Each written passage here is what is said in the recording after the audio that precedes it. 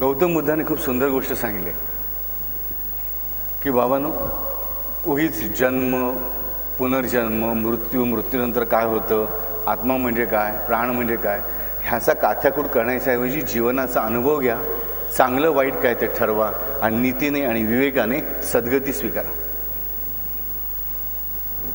हेच आम्हाला तुकाराम महाराजांनी सांगितलं, ज्ञानेश्वरांनी पण सांगितलं की नाम घ्या, नीतीने वागा, विवेकाने वागा.